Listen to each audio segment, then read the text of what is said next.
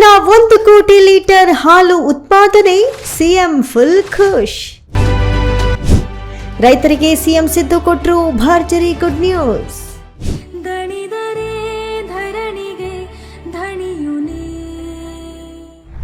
ದೇಶದ ಬೆನ್ನೆಲುಬು ಅಂದರೆ ಅದು ರೈತ.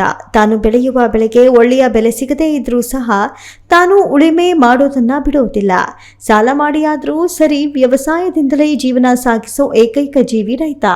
ತಾನು ಮಾಡಿದ ಸಾಲವನ್ನ ತೀರ್ಸೋಕೆ ಆಗದೆ ಅದೆಷ್ಟೋ ರೈತರು ಆತ್ಮಹತ್ಯೆಗೆ ಶರಣಾಗ್ತಾರೆ.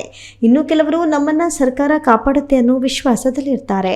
ಸದ್ಯ ಇದೇ ಭರವಸೆಯಲ್ಲಿರೋ ಅದೆಷ್ಟೋ ರೈತರಿಗೆ ಸಿದ್ದು ಸರ್ಕಾರ ಗುಡ್ ನ್ಯೂಸ್ ಕೊಟ್ಟಿದೆ.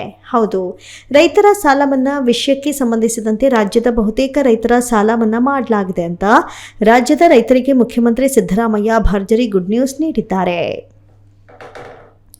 1 ಕೋಟಿ ಲೀಟರ್ ಹಾಲು ಪ್ರತಿದಿನ ರಾಜ್ಯದಲ್ಲಿ ಉತ್ಪಾದನೆ ಆಗ್ತಾ ಇರುವುದು ಅತ್ಯಂತ ಹೆಮ್ಮೆಯ ವಿಚಾರ. ಸಹಕಾರ ತತ್ವದಡಿ ಬರುವ ಎಲ್ಲ ಸಂಘ ಸಂಸ್ಥೆಗಳನ್ನು ಸಬಲೀಕರಣಗೊಳಿಸಬೇಕು ಎಂದಿದ್ದಾರೆ. ಮುಖ್ಯಮಂತ್ರಿ ಸಿದ್ದರಾಮಯ್ಯ ಅಧ್ಯಕ್ಷತೆಯಲ್ಲಿ ವಿಧಾನಸೌಧದ ಸಮ್ಮೇಳನ ಸಭಾಂಗಣದಲ್ಲಿ ನಡೆದ 72ನೇ ಅಖಿಲ ಭಾರತ ಸಹಕಾರ ಸಪ್ತಾಹದ ಪೂರ್ವಭಾವಿ ಸಭೆಯ ಕುರಿತು ಮಾತನಾಡಿ, ಕರ್ನಾಟಕ ಸಹಕಾರಿ ರತ್ನ ಪ್ರಶಸ್ತಿಯನ್ನ ರಾಜ್ಯೋತ್ಸವ ಪ್ರಶಸ್ತಿ ಮಾದರಿಯಲ್ಲಿ ನೀಡಿದ್ರೆ ಒಳ್ಳೆಯದಲ್ಲವೇ?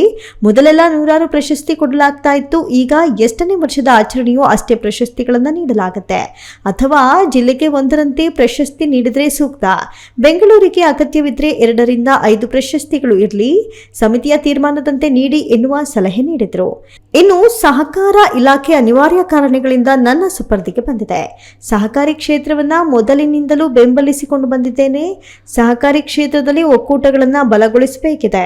ನಾನು ಶಾಸಕರಾಗಿದ್ದ ಸಂದರ್ಭದಲ್ಲಿ ಹಾಲು ಉತ್ಪಾದಕರ ಸಂಘಗಳು ರೈತರ ಅಧೀನದಲ್ಲಿಯೇ ನಡೀಬೇಕು ಅಂತ ಒತ್ತಾಯಿಸಿದ್ದೆ. ಈಗಲೂ ಅದರಂತೆ ನಡೆಯುತ್ತಿದೆ. ಮೊದಲಿನಿಂದಲೂ ಈ ಕ್ಷೇತ್ರವನ್ನ ಬೆಂಬಲಿಸಿಕೊಂಡೇ ಬಂದಿದ್ದೇನೆ.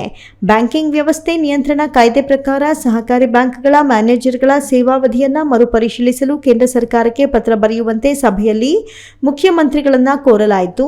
ರಾಜ್ಯದ ನೇಕಾರ, ಬಡಗಿ, ಮೀನುಗಾರರ ಸೊಸೈಟಿಗಳಂತಹ ವೃತ್ತಿಮೂಲ ಸಂಘಗಳನ್ನು ಸಬಲಗೊಳಿಸಬೇಕು. ಸಹಕಾರ ಸಪ್ತಾಹದ ಘೋಷವಾಕ್ಯಗಳನ್ನು ಕೇಂದ್ರ ಸರ್ಕಾರದ ಬದಲಿಗೆ ಆಯಾ ರಾಜ್ಯಗಳೇ ಘೋಷಿಸಬೇಕು ಅಂತ ಅಭಿಪ್ರಾಯಪಟ್ಟರು. Varun M, speed news Kannada, Bengaluru.